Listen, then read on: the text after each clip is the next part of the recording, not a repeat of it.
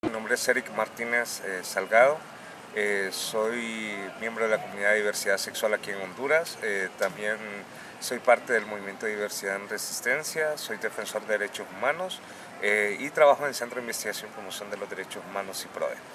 Comentarles un poco que el movimiento de diversidad en resistencia, en el cual yo soy miembro fundador, el movimiento nace con una iniciativa de jóvenes líderes, personas de la comunidad de diversidad sexual, en su principio hombres gay, de los cuales estas personas vimos de que había una necesidad fuertemente después del golpe de Estado, y era la ola de asesinatos que estaban virtiendo, y cómo también a través del movimiento social se creó la figura del Frente Nacional de Resistencia Popular. Vimos una oportunidad como una plataforma en la cual teníamos que incidir para la refundación de nuestro país y poder trabajarlo al interno con sensibilización enmarcado en la situación de los derechos humanos de la comunidad de diversidad sexual, pero al mismo tiempo vimos también la necesidad de poder hacer todo lo que fue el proceso de incidencia a lo interno para el reconocimiento de la comunidad de diversidad sexual dentro de ese espacio. Recordarles que durante el golpe de Estado, pues muchos sectores como campesinos, magisterio, jóvenes, mujeres, salieron a las calles a pronunciarse, y había líderes de la comunidad también, o personas que por su condición de ciudadanas y ciudadanos se vieron afectados y se pronunciaban con la bandera del arco iris durante esas manifestaciones o los actos de protesta que estaban dando. Ya entramos después al 2010, es exactamente el 4 de octubre, el 3 de octubre del 2010, donde nos sentamos a organizarnos, y el 4 de octubre decidimos lanzar nuestra carta de presentación. Temas a empoderar, como les decía, es el tema de derechos humanos. El movimiento de diversidad sexual en resistencia tuvo una evolución en el 2012. Prácticamente nos permitió lograr o alcanzar lo que son la coordinación en el Frente Nacional de Resistencia. Soy coordinador de ese espacio. También nos permitió introducir en el proyecto político que estaba llevando el Frente Nacional de Resistencia lo que es dos participaciones de la comunidad de diversidad sexual, una aquí en Tegucigalpa y otra en San Pedro Sula. Esto pues a través del brazo político de Libertad y Refundación Libre. Como ustedes conocerán, la historia no ha sido tan agradable para la diversidad sexual, porque nos hemos enfrentado en situaciones como lo que es el asesinato de nuestro compañero Eric Martínez Ávila, el primer hombre homosexual que iba por una candidatura de elección popular aquí en Francisco Morazán, y que él fue asesinado 2 semanas después de que se le entrega esa candidatura. Al mismo tiempo un retroceso político, porque ya teníamos como muy enmarcado lo que iba a ser ese proceso. Era un proyecto, yo lo digo siempre, de Eric. Era algo chistoso porque nosotros nos llamaban los Erics, nos decían, ahí vienen los Erics, ya no solo era Chabuca o Valentina que nos conocían ahí, sino que ya éramos los Erics, y eso iba a ser una estrategia para las campañas, usar esos nombres. Lastimosamente nosotros no tuvimos la oportunidad de proteger a Eric. El sistema en el cual estábamos desarrollando a Eric lo alcanzó. Yo estoy claro de que el asesinato de Eric atiende a muchos, a la oposición que tiene este sistema represor en contra de la diversidad sexual.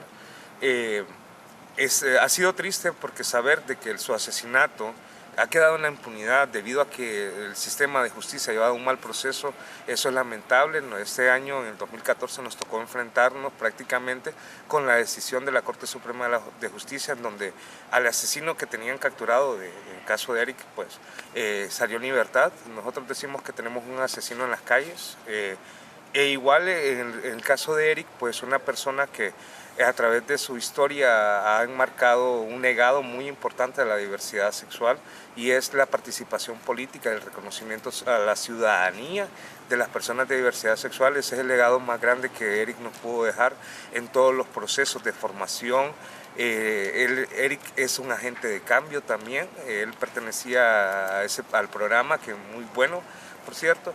E igual a espacios de su iglesia, espacios en la comunidad de diversidad sexual, trabajaba en una organización, la Asociación Kukulkan. Entonces creo que todo eso a él le permitió desde joven, desde a temprana edad, involucrarse y tener claridad en los procesos políticos y más en los procesos políticos partidistas que en nuestro país desenvolvemos.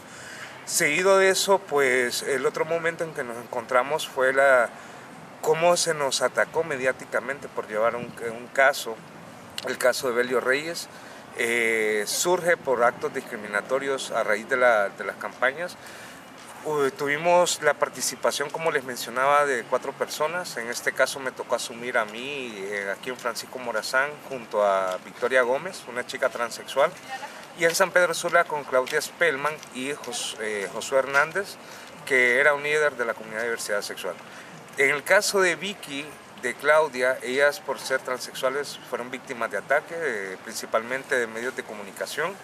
Recibieron ataques físicos, amenazas a muerte. Claudia pues actualmente estaba en Washington en calidad de refugiada. En el caso de Vicky, ella tuvo que salir de emergencia en algún momento de esa historia fuera de Honduras, ya la tenemos de regreso. Y en el caso de Josué, ha sido víctima de 2 atentados en los cuales tal vez no tenemos evidencia como para comprobar que no son casos aislados, sino que tienen algún vínculo.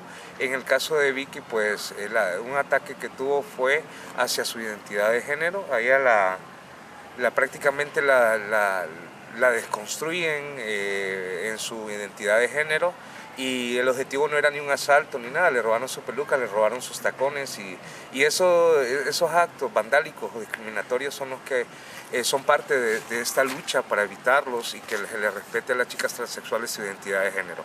El caso de Belio Reyes, yo les he comentado siempre que ese caso nunca se diseñó como para ganarlo aquí en Honduras, porque sabemos que no hay un marco jurídico que sustente a las personas de la diversidad sexual. Es ahí donde hemos tenido una debilidad, pero también hay que reconocer que las organizaciones de diversidad sexual en Honduras han tenido un nivel de incidencia bastante fuerte. De una u otra manera su experiencia, su trabajo ha ayudado a entender un poco las sinergias de este sistema.